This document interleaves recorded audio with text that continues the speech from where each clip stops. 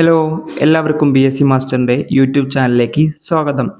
നമ്മളിന്ന് ചെയ്യാൻ പോകുന്നത് സിവിൽ എക്സൈസ് ഓഫീസറിൻ്റെ സ്പെഷ്യൽ ടോപ്പിക്കിൻ്റെ മോക്ക് ടെസ്റ്റ് 6 നമ്മൾ ഓൾറെഡി 5 മോക്ക് ടെസ്റ്റ് ചെയ്തിട്ടുണ്ട്. കാണാത്തവരുണ്ടെങ്കിൽ അത് നിർബന്ധമായിട്ടും കാണണം.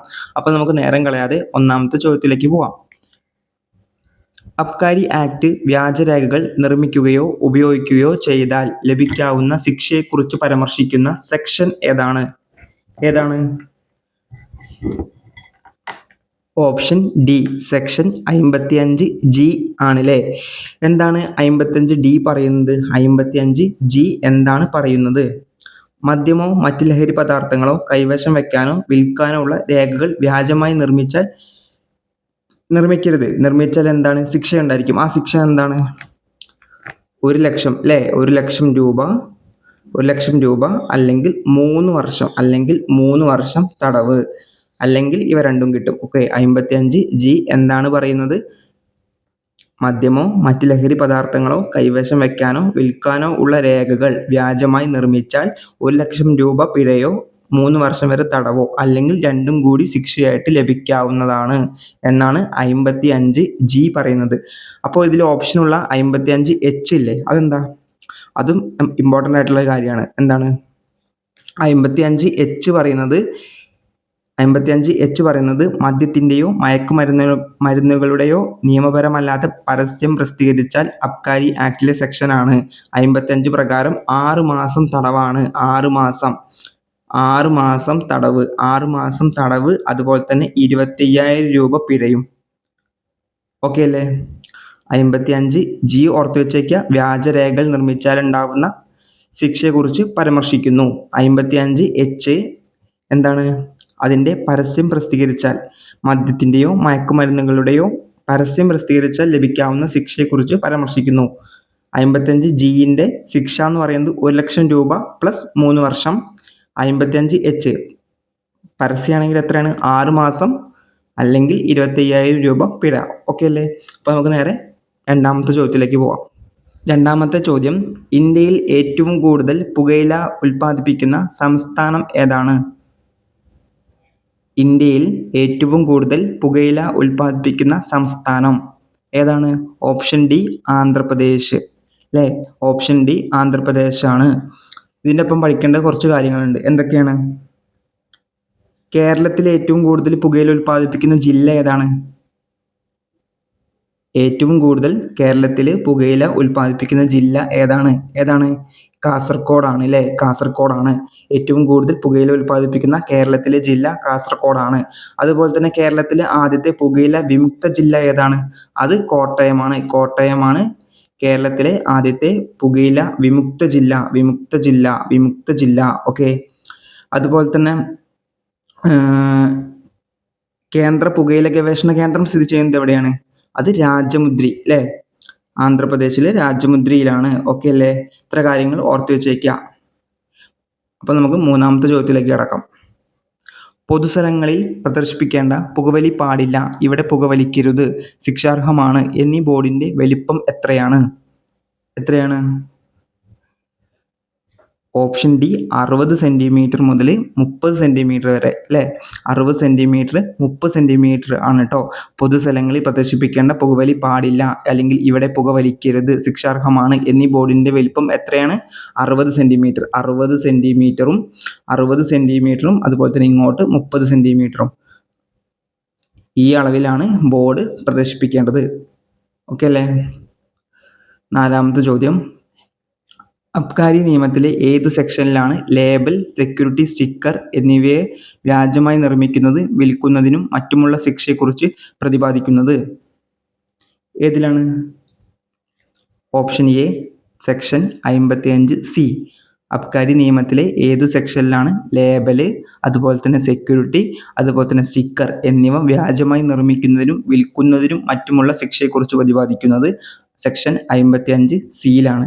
നമ്മൾ സെക്ഷൻ 55H എന്ന് പറഞ്ഞല്ലോ. എന്തായിരുന്നു 55H? എന്തായിരുന്നു? മദ്യത്തിൻ്റെയോ മയക്കുമരുന്നുകളുടെയോ നിയമപരമല്ലാത്ത പരസ്യം പ്രസിദ്ധീകരിച്ചാൽ ലഭിക്കാവുന്ന ശിക്ഷയെക്കുറിച്ച്. എന്തായിരുന്നു ശിക്ഷ? 6 മാസം അല്ലെങ്കിൽ 25,000 രൂപ പിഴ അല്ലെങ്കിൽ രണ്ടും കൂടിയും. ഓക്കെ അല്ലേ? അഞ്ചാമത്തെ ചോദ്യം നോക്കാം. ഇത് അങ്ങനെ ക്രോസ് ചെയ്ത് ചെയ്യേണ്ട ചോദ്യമാണ് അല്ലേ. അതായത് ഒരു സൈഡിൽ നിർവചനം തന്നിട്ടുണ്ട്, എന്തിൻ്റെ നിർവചനമാണ് തന്നിട്ടുണ്ട്, അതിൽ ആ നിർവചനം ഏത് സെക്ഷനിലാണ് തന്നിട്ടുണ്ട് അല്ലേ. നമുക്ക് നോക്കാം. നാടൻ മദ്യം. നാടൻ മദ്യത്തെക്കുറിച്ച് പ്രതിപാദിക്കുന്നത് ഏതാ, നിർവചിക്കുന്ന സെക്ഷൻ ഏതാ? നാടൻ മദ്യം 3.12 അല്ലേ. വിദേശ മദ്യം ഏതാ? വിദേശ മദ്യം 3.13 വിദേശ മദ്യത്തെക്കുറിച്ച് നിർവചിക്കുന്നത്. അതുപോലെ തന്നെ വിദേശ നിർമ്മിത വിദേശ മദ്യം ഏതാണ്? 3.13 അല്ലേ. അതുപോലെ തന്നെ ഇന്ത്യൻ നിർമ്മിത വിദേശ മദ്യം 3.13 അപ്പോൾ ഓപ്ഷൻ ബി അല്ലേ. ഓപ്ഷൻ ബി ആണ് ശരിയായത്. 1 2 പോകണം, 2 1 പോകണം, 3 3 തന്നെ, 4 4 തന്നെ. അപ്പോൾ ഏതൊക്കെയാണ്? പിന്നെ ഇതിൽ ഇമ്പോർട്ടൻ്റ് ആയിട്ട് പഠിക്കേണ്ടത് 3.10 പഠിക്കണം. 3.10 എന്താ? മദ്യത്തിൻ്റെ നിർവചനം. ഓക്കെ, മദ്യത്തിൻ്റെ നിർവചനമാണ് 3.10. 3.11 എന്താ? 3.11 ബിയർ ആണ്. ബിയറിൻ്റെ നിർവചനമാണ് 3.11. 3.12 എന്താ? അപ്പോൾ നമ്മൾ പഠിച്ചു അല്ലേ. 3.12 എന്താ? നാടൻ മദ്യം 3.12. 3.13 എന്താ? 3.13 വിദേശ മദ്യം. വിദേശ മദ്യത്തിൻ്റെ നിർവചനമാണ് 3.13. അത് 3.13 എന്താ? 3.13 വിദേശ നിർമ്മിത വിദേശ മദ്യം. 3.13 എന്താ? ഇന്ത്യൻ നിർമ്മിത വിദേശ മദ്യം. ഓക്കെ അല്ലേ. ഇത്ര നിർവചനങ്ങൾ അതിൻ്റെ സെക്ഷനും പഠിച്ചു വെച്ചേക്കുക. ഓക്കെ, മദ്യം എന്ന് പറഞ്ഞാൽ എന്താണ്? എല്ലാ ആൽക്കഹോളിക് കണ്ടന്റും അടങ്ങിയിട്ടുള്ള പാനീയങ്ങളാണ് മദ്യം എന്ന് പറയുന്നത് അല്ലേ. മദ്യത്തെക്കുറിച്ച് നിർവചിക്കുന്നത് 3.10 ബിയർ ആണെങ്കിൽ 3.11 നാടൻ മദ്യമാണെങ്കിൽ 3.12 3.13 ആണെങ്കിൽ വിദേശ മദ്യം, 3.13 ആണെങ്കിൽ വിദേശ നിർമ്മിത വിദേശ മദ്യം, 3.13 ആണെങ്കിൽ ഇന്ത്യൻ നിർമ്മിത വിദേശ മദ്യം.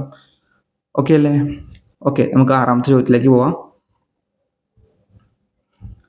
IT ആക്ടിൽ നിന്ന് സുപ്രീം കോടതി നീക്കം ചെയ്ത വകുപ്പ് ഏതാണ്? IT ആക്ടിൽ നിന്ന് സുപ്രീം കോടതി നീക്കം ചെയ്ത വകുപ്പ് ഏതാണ്?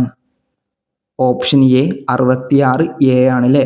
66A ആണ് IT ആക്ടിൽ നിന്ന് സുപ്രീം കോടതി നീക്കം ചെയ്ത വകുപ്പ്. അതെന്നാണ് നീക്കം ചെയ്തത് അറിയോ? 2015 മാർച്ച് 24 കേട്ടോ. 2015 മാർച്ച് 24 നീക്കം ചെയ്തത്. പിന്നെ അതിൽ ഏറ്റവും ഇമ്പോർട്ടൻ്റ് ആയിട്ടുള്ള സെക്ഷനാണ് 66F. എന്താണ് 66F? Cyber terrorism. അതിൻ്റെ ശിക്ഷ എന്താണ്? ജീവപര്യന്തം വരെ ശിക്ഷ ലഭിക്കാവുന്ന ഒരു കുറ്റകൃത്യമാണ് സൈബർ ടെററിസം. അതിൻ്റെ സെക്ഷനാണ് 66F.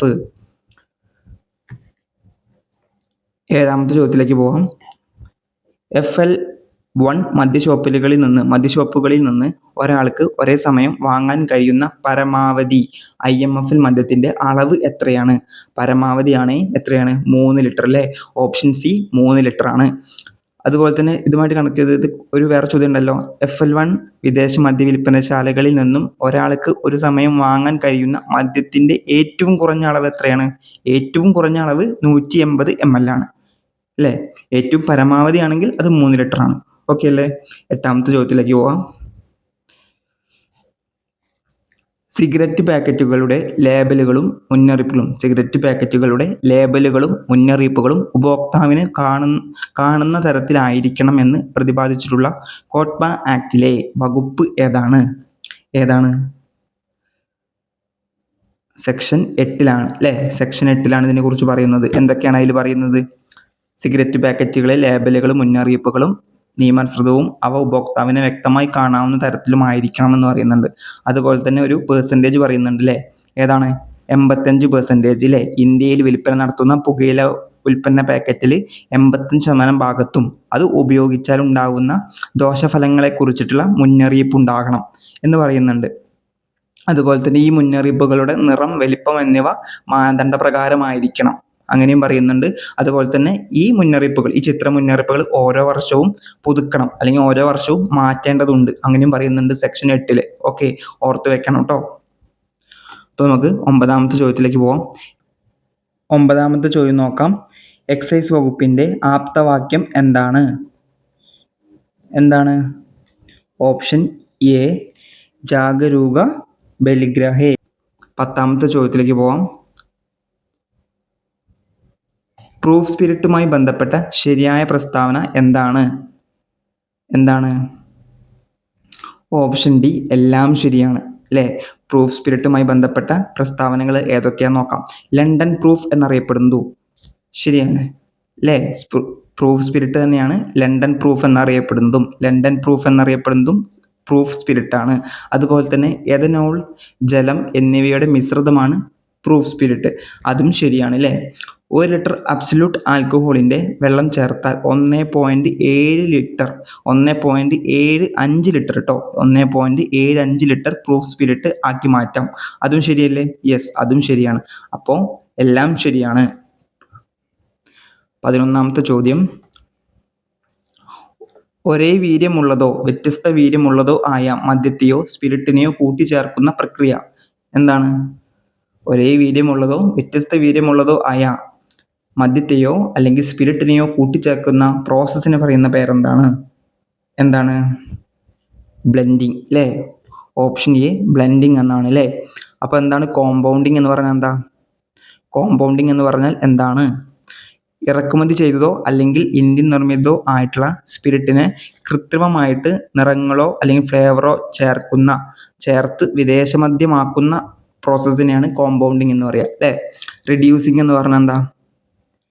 റെഡ്യൂസിങ് എന്ന് പറഞ്ഞാൽ സ്പിരിറ്റിനെ ജലവുമായി സംയോജിപ്പിക്കുന്ന പ്രക്രിയയാണ് റെഡ്യൂസിങ്, അത്രേ ഉള്ളൂ. ഫോർട്ടിഫിക്കേഷൻ എന്ന് പറഞ്ഞാൽ എന്താ?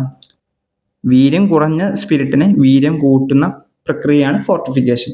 ഓർത്ത് വെച്ചാൽ മതി അതിൻ്റെ ഒപ്പം. ഓക്കെ. 12ാമത്തെ ചോദ്യം, വിദ്യാർത്ഥികളിൽ ലഹരി ഉപയോഗം തടയാനുള്ള ക്ലീൻ ക്യാമ്പസ് സേഫ് ക്യാമ്പസ് പദ്ധതിയുടെ ബ്രാൻഡ് അംബാസിഡർ ആരാണ്?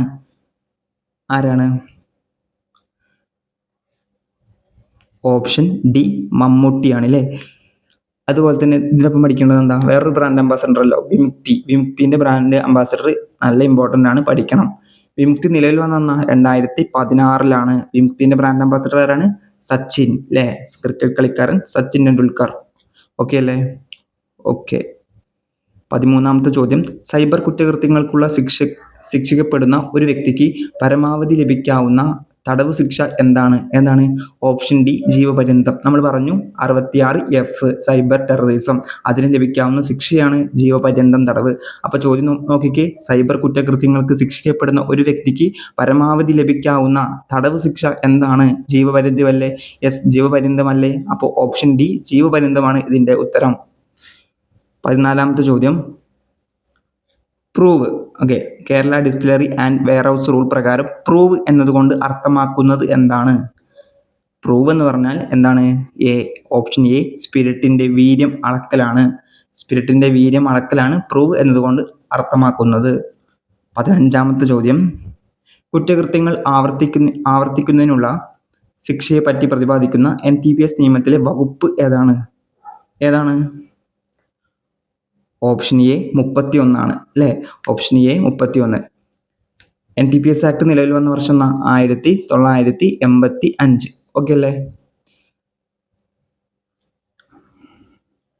16ാമത്തെ ചോദ്യം, നിലവിൽ ലഹരിക്കെതിരെ എക്സൈസ് വകുപ്പ് നടത്തുന്ന കർശന പരിശോധനയുടെ പേര് എന്താണ്? Option D operation clean state. നിലവിൽ ലഹരിക്കെതിരെ എക്സൈസ് വകുപ്പ് നടത്തുന്ന കർശന പരിശോധനയുടെ പേര് എന്താണ്? ഓപ്പറേഷൻ ക്ലീൻ സ്റ്റേറ്റ് എന്നാണ്. 17ാമത്തെ ചോദ്യം, താഴെ കൊടുത്തതിൽ NTPS നിയമത്തിൽ നിന്ന് ഒഴിവാക്കിയിട്ടുള്ള പ്രദേശങ്ങൾ ഏതൊക്കെ പ്രദേശങ്ങൾ ഒഴിവാക്കിയിട്ടുണ്ടെന്നാണ് ചോദിച്ചത്. NTPS നിയമം പഠിക്കുമ്പോൾ നമ്മൾ പഠിച്ചിട്ടുണ്ട്, NTPS ആക്ട് ഇന്ത്യ മുഴുവൻ ബാധകമാണ്. അപ്പോൾ ഏതെങ്കിലും പ്രദേശം ഒഴിവാക്കുമോ? ഇല്ല അല്ലേ. അപ്പോൾ ഇവയൊന്നുമല്ല, ഓപ്ഷൻ ഡി ഇവയൊന്നുമല്ല.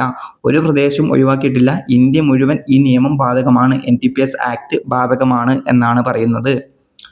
18ാമത്തെ ചോദ്യം നമ്മൾ ഓൾറെഡി പറഞ്ഞു അല്ലേ. NTPS ആക്ട് നിലവിൽ വന്ന വർഷം 1985. ഓപ്ഷൻ എ 1985 NTPS ആക്ട് നിലവിൽ വന്ന വർഷം. 19ാമത്തെ ചോദ്യം, വിമുക്തി മിഷന്റെ കീഴിൽ സംസ്ഥാനത്ത് എത്ര ഡി അഡിക്ഷൻ സെന്ററുകൾ പ്രവർത്തിക്കുന്നുണ്ട്? എത്ര ഡി അഡിക്ഷൻ സെന്ററുകൾ പ്രവർത്തിക്കുന്നുണ്ട്? ഓപ്ഷൻ സി 14 അല്ലേ. ഓരോ ജില്ലയിലും ഓരോ ഡി അഡിക്ഷൻ സെന്ററുകൾ പ്രവർത്തിക്കുന്നുണ്ട്. അങ്ങനെ 14 ജില്ലകളാവുമ്പോൾ 14 ഡി അഡിക്ഷൻ സെന്ററുകൾ പ്രവർത്തിക്കുന്നുണ്ട്.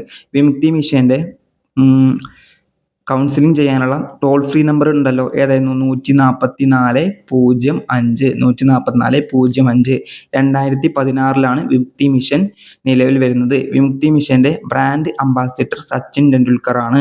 ഇത്ര കാര്യങ്ങൾ ഓർത്ത് വെച്ചേക്കുക. ഓക്കെ.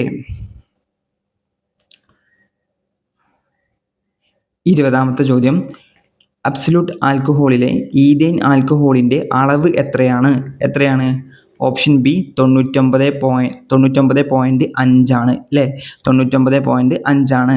അബ്സല്യൂട്ട് ആൽക്കഹോൾ എന്ന് പറഞ്ഞാൽ എന്താ? 99.5% എന്താണ്? ഈഥെയ്ൻ ആൽക്കഹോളും അതുപോലെ തന്നെ 0.5% വെള്ളവും ചേർന്നതാണ് അബ്സല്യൂട്ട് ആൽക്കഹോൾ. ശരിയല്ലേ? അപ്പോൾ ചോദ്യം ചോദിച്ചത് ഈഥെയ്ൻ ആൽക്കഹോളിന്റെ അളവ് എത്രയാണ്? അപ്പോൾ 99.5 മാത്രം പറഞ്ഞാൽ മതി.